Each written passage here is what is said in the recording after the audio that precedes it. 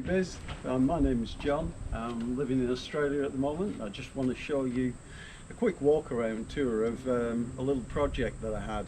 I've been posting a few photographs and posts on Facebook groups, and I've had a lot of interest about this car. I thought maybe the easiest way for people to see what I've actually done here is just to do a quick 5-minute video, put it on YouTube. People can have a look, make comments.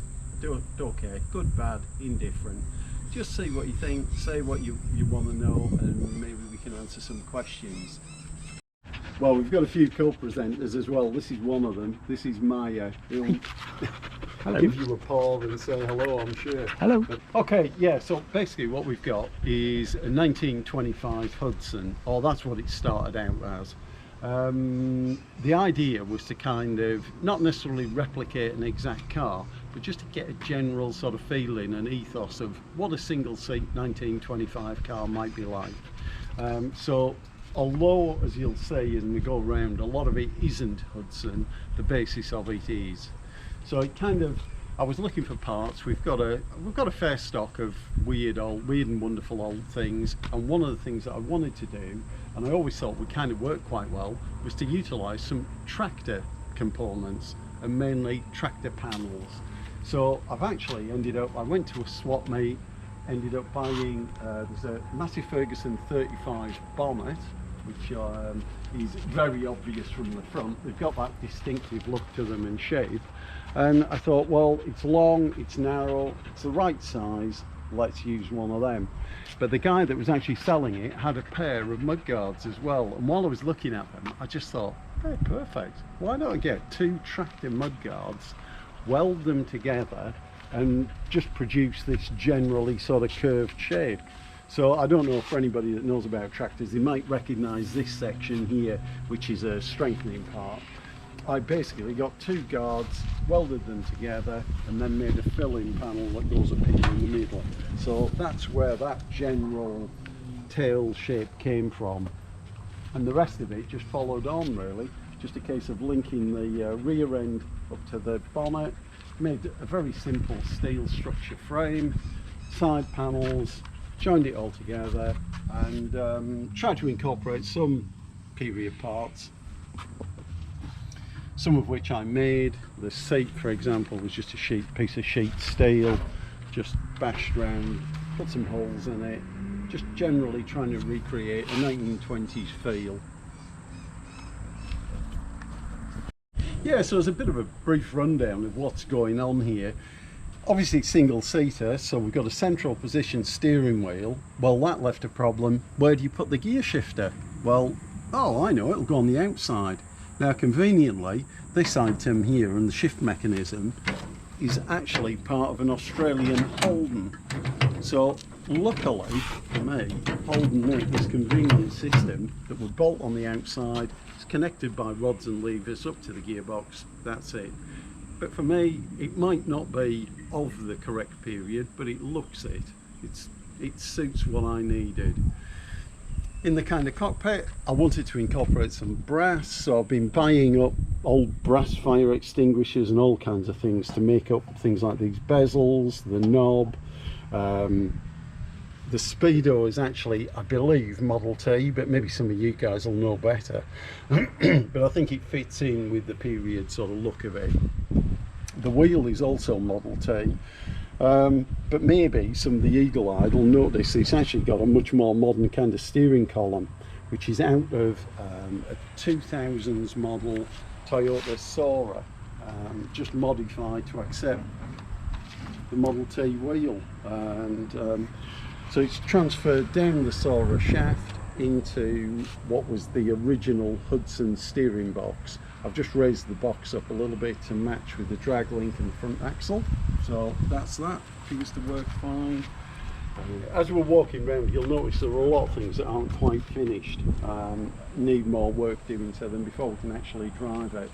But the car is running now. We've made a 6-branch straight through twin pipe sort of system.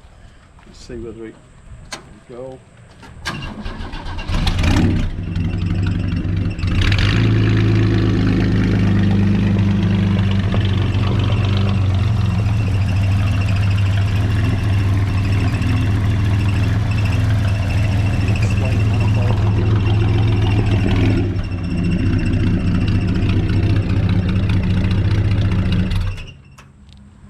So the exhaust manifolds on these, it's kind of weird because it weaves in and out the inlet manifold. I had to use the original, this is a Holden engine, Australian Holden engine, which is about 3.3 litres, straight six. They were made for absolutely donkey's ears here in Australia, from probably mid-50s to late 70s. They're a very simple engine, but they're easy to get a hold of here and kind of look the part. Just painted it up in red to make it look like a period colour. The exhaust manifold, the inside part is the original Holden manifold.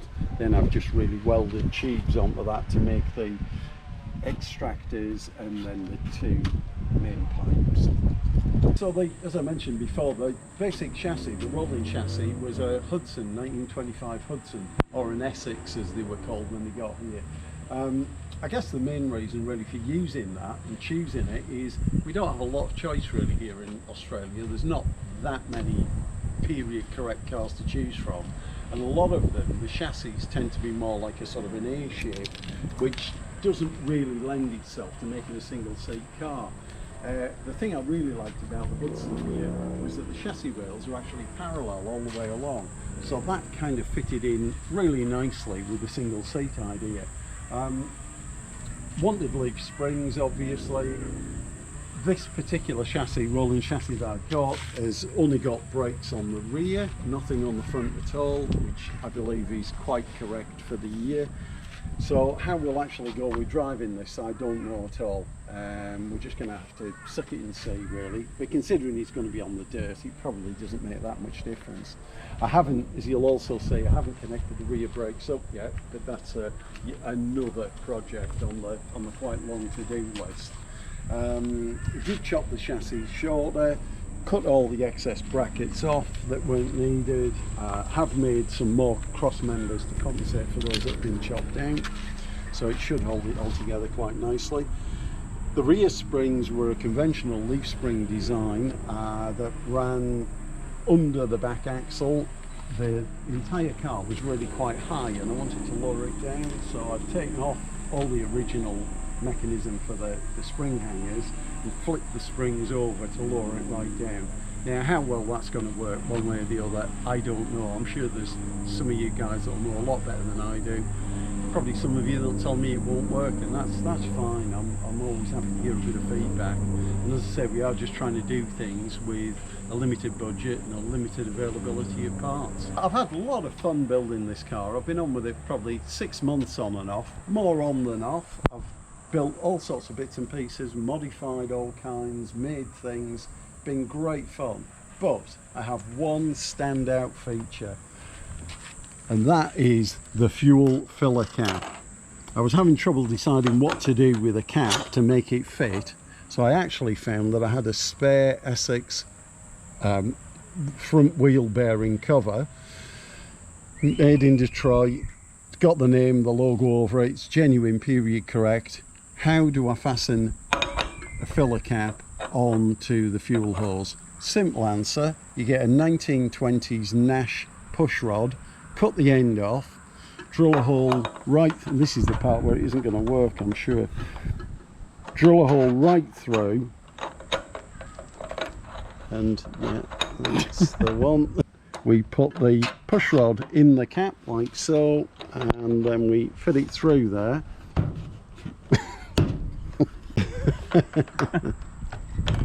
Yeah, well, it does work. Fit the fitting spring around the end to hold it. Take 17.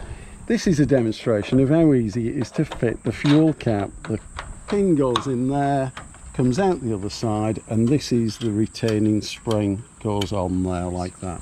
Beautiful. As you can see, very secure.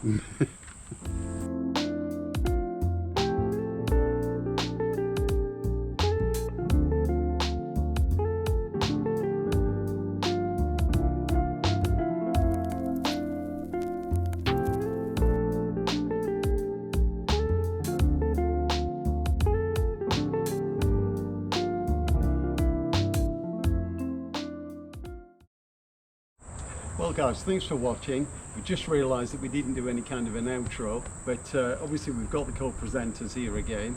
So as I say, thanks for watching. If you've got any questions or comments or whatever, obviously leave them. I'm happy to try and answer all of them. I'll answer what I can. We are intending to probably do another short video when the car's actually driving, and hopefully we can have a ride out together out in the bush in it and do some dirt track racing. Okay guys, thanks for watching. See ya.